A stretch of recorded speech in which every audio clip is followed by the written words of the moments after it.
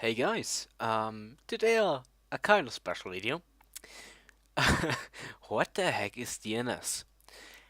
Yeah, basically on the Chase and Adventure where we recently changed the IPs, and now some people have problems with their that they can't resolve the hostname. The server is up though. So what does this have to do with DNS? Um, I'm gonna explain DNS and explain basically how it works and what they need to do and all. Um, yeah, what the heck is DNS?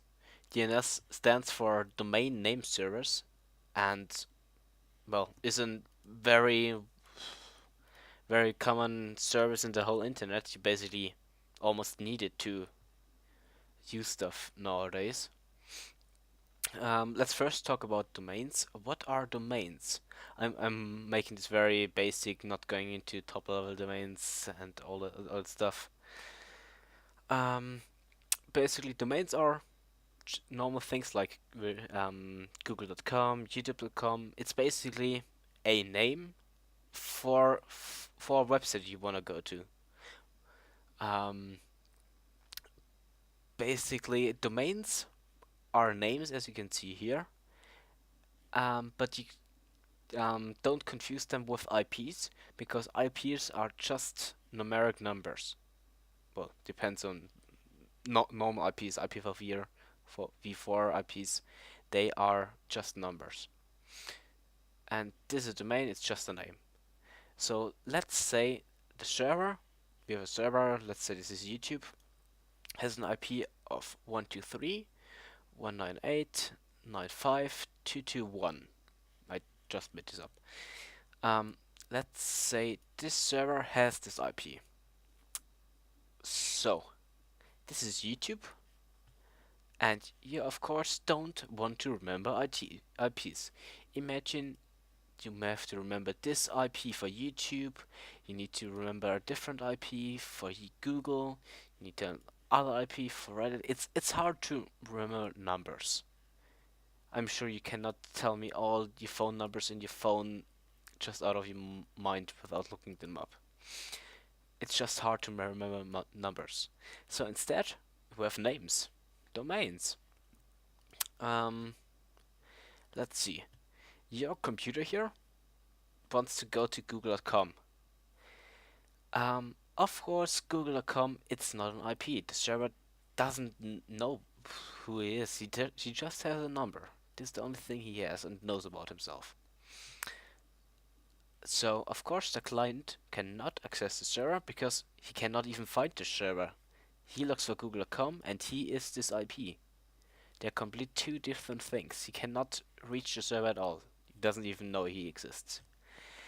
So, what we are trying to do here, this is our DNS server here. So the client here wants to go to google.com and ask the DNS server, hey, what is the IP for google.com? I want to go there and just give me the IP for that. And the DNS server, this is a very well-known DNS server. It's the Google Public DNS. Has the IPs 8.8.8.8 and 8.8.4.4.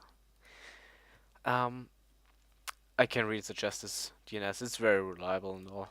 Um, so the client asks, what is the IP for google.com? So the DNS server responds, hey, how there?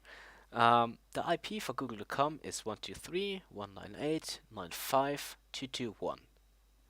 So the server makes a request for a domain and gets a response with no IP for that.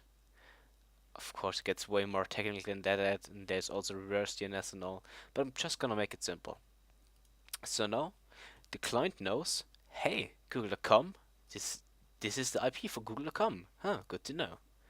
So he has made a connection there, and he saved it himself locally on his machine. So now he remembers.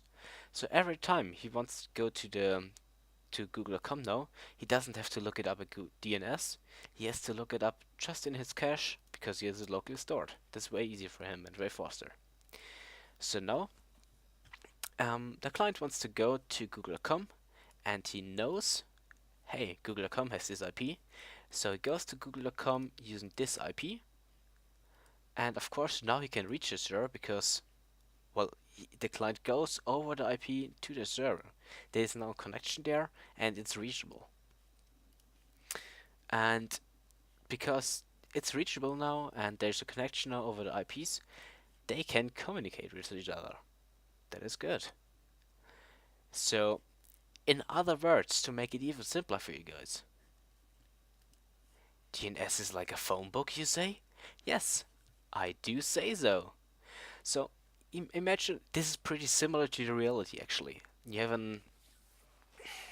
It looks different, of course, but imagine you have a table, you have on one side your domain, and the other side you have the IP. So if the client comes here, goes in, and asks, hey, I have google.com, but I want to know the IP for that. The server, the DNS server, just looks it up. Hey, the IP for google.com is, here it is. Hey, get a response. I'm making this very simple, sorry, but um, yeah, this is basically DNS, and this is how it works. I'm basically explaining this because I told people to use the DNS server from Google because they had problems with that. But people don't really trust me to use something they have no clue about. So, in other words, DNS is just a phone book to look up the IPs for domains. And that's pretty much it. So if you have ever questions about DNS, IPs, stuff like that, just ask me because it, if you want stuff to be fixed, you kind of have to find a solution. And DNS, especially Google's DNS, oh god, where I have it? Here. Google's DNS is one of the most reliable ones. It's very fast. It updates really quickly. If, for example, if I am the server here and I need to change my IP for whatever reason because I cannot use it anymore, I just have to tell the DNS, hey, my IP isn't this anymore. My IP is now, not this. My IP is now this. This is my new IP here. So, yeah, Google is one of the fastest one. If your client can't reach it anymore because it has a cache and it can't reach anymore, it just asks the DNS again. And because Google is one of the fastest, it goes over this road and sees, hey, this is a new IP. Let's update it. Oh, I can access the server now. Awesome. Yeah, that's pretty much it. If you have any other questions from about DNS or IPs or so, just ask me. And if you want something else to be explained, just ask me as well. That's pretty much it. Hope you kind of learned something, and hope you see us next time. Bye, guys.